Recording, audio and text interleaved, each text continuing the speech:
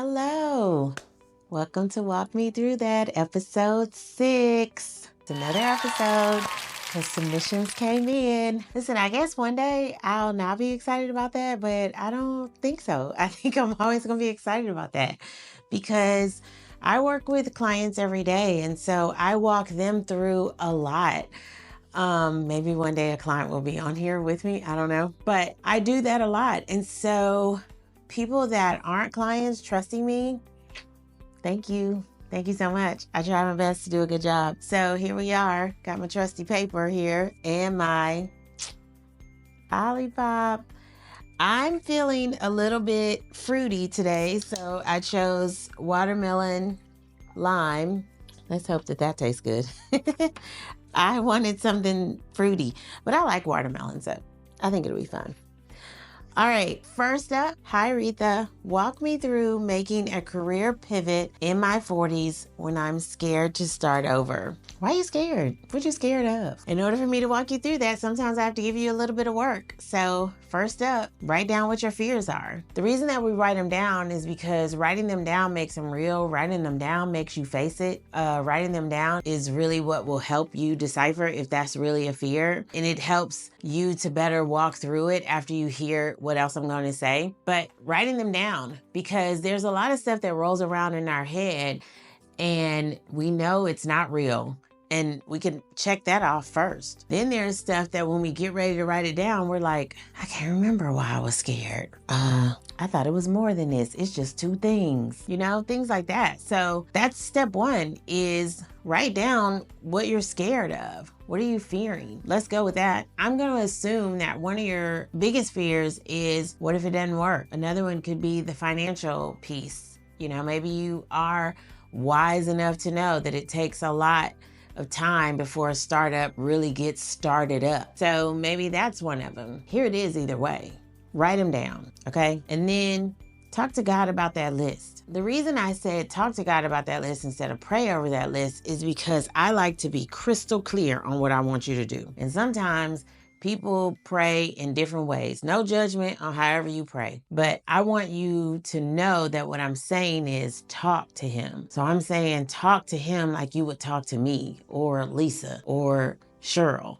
Talk to him, get the list and say, God, okay, first on the list is the money. Now, the way that Rob and I are set up, we have to have money. Say that. Or, we have this, and this coming up. A lot of times when we pray, we just say, God, can I do this? And then he can simply say, yeah. And then you be like, well, how?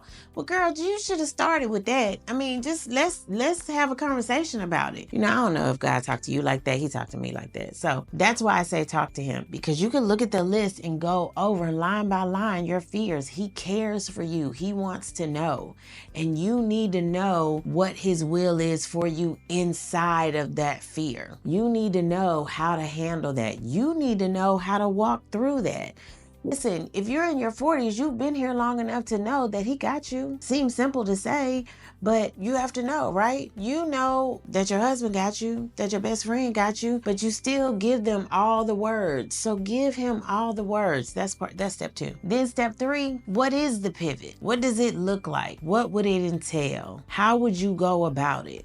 Because some of our fear is in the unknown, because we hadn't really thought it all the way out, what it really is going to take, who it's going to take from, who you need to help you. You got to write all that out too. You got to really see, none of that is the plan. That is the thoughts. That is the ideas. We ain't got to the plan yet, but that's where you have to start. You have to start right there. 1, let's go over it again just for kicks. 1, you got to write your fears down, all of them. Just keep a list. If they keep coming, there's no shame in that. It's between you and you. 2, you got to talk to God about those fears. How they make you feel. What does it mean? What does it look like? Why you fear it? And then 3, what is the pivot? What do you know? What don't you know? How does it look? Who do you need to help? Who do you need help from? How are you going to get that help? What seems impossible possible, what seems doable. Write all that out. It's not the plan. Remember, we're just working through the process in our head. Part of that step 3 answers some of those fears. We let so much stuff roll around in our heads with those songs from the 80s and 90s. It doesn't do you any good. So you really need to write it down. You just get you a little legal notepad. Maybe you can write it in a journal. Maybe you just start a new notebook, but you really need to write it down. So every time something comes up, you can write it down, because every day that you write something down or you think of something, you're going to talk to God about those thoughts. Letting them just roll around in your head gives room. Ooh, so much room for fear, for people to talk you out of it, for people to talk against it, all of that. And you don't need any of that. So that's the start. That's how you start walking through it. You don't need a plan yet. You need the process, because there's a lot about the pivot that you don't know. And so you need to just start working through what you don't know. And then you can get to the plan. And part of the plan, the first part of the plan, I'm not going to give you the whole plan, but the first part of the plan is timing. Everybody tries to do everything fast. If you coach with me, I tell you off top, we're taking the stairs. There's a lot to see on the stairs. You get to look around. You can sit down if you get tired. Escalator, you're moving. You're not in control of that movement at all. You going. Elevator, same thing. So we take the stairs. We use metrics to see what works and what doesn't. So the first part is to decide, is now a good time? You got to decide, when is the best time? Be okay with giving yourself some time to work through the plan. Okay, that was one. Let's taste this fruity. Is this gonna be fruity? Oh, I like it. Let me tell y'all something. First of all, it smells nice. So that was number 1. Then number 2, it's a little sweet, and then you get that hint of lime and you're like, oh, I want some more. Maybe I should have made my ice crush so I could enjoy that more. Should I add some fresh strawberries just to give it a little bit? Girl, I could do some things with that. I won't, because we got to keep going. Okay, this one is a little bit, no, this one isn't long. Walk me through rebuilding my confidence after my divorce. So one of the things about y'all when y'all send in submissions is y'all just be like, here it is. No context, no nothing. So, okay, I will work with you, girl. I don't know. You give me no context. Yo, who decided if they're kids, is their assets? Okay, you just want to be confident after your divorce. Okay, got it. Listen, here's how you should be confident after your divorce. A, it's over. B, you still alive. C, God is still with you. What are we talking about? Listen, I've been divorced. We could go on whose fault it was. Notice I didn't say that. We could talk about that, but that don't help you. It don't help you be confident in who you are. In order for you to be confident in who you are, you have to believe in yourself.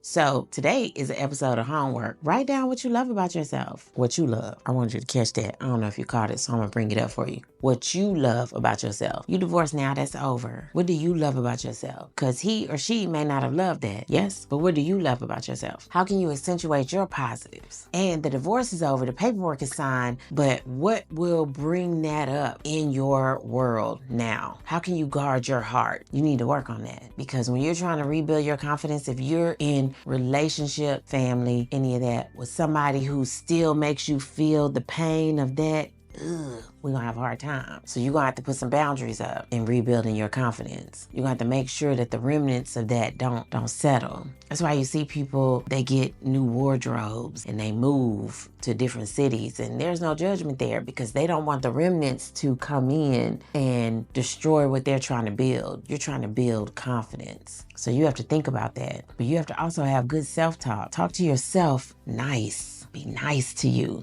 love you, romanticize yourself. You may not have done that. And no one may have ever done that for you or to you. So you're gonna have to learn that. Be okay with that, but do it, because you deserve it. Remember, somebody probably already know what I'm gonna say. I'm gonna say it as much as I can. This is the only life you get. You don't get another one. So don't play with it. If you're lacking in confidence because of what the marriage and the divorce did to you and you wanna build it back, you gotta really decide, I'm gonna put me first now. I have to, because that tried to take me out. It tried to destroy me, but I'm still here. So I'm gonna go get a pedicure when I want to, when I can afford to. I'm gonna light a candle. Although, let me tell y'all, pause for a little commercial that's not sponsored. I now stopped lighting candles and got a little candle warmer. That's a much better thing. I'm just here to tell y'all, that was just a pause for y'all, just extra info for you. Get you a candle warmer. I saw the cheapest one on Amazon for $8.99. Now it was black and it was very basic, and I was gonna put it in in the Biggs room.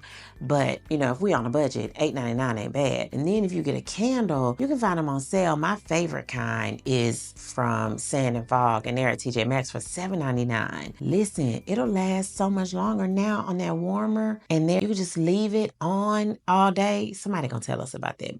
That's not the right thing to do. And I don't do it, but I mean, I think you can. Anyway, if you like smells, like I do, then that's a decent way to romanticize yourself. Stop scrolling. Have real conversations with real people in your real life. And if you say, well, I had to move, or we all had mutual friends, so I don't have any of that anymore, you know what I'm gonna say? Get you a hobby. Get you a couple of hobbies and begin to do life, do more with the people in those hobbies, because y'all are like-minded. That's how to walk yourself through that. All right, last one. Do we have time for one more? Oh, I don't think we do. I'm trying to be good about looking at my timer. I don't think we have time for one more. It's okay. There's always next week. So thank you so much for the submissions. I'm so excited to be able to keep doing this. This is such a joy for me.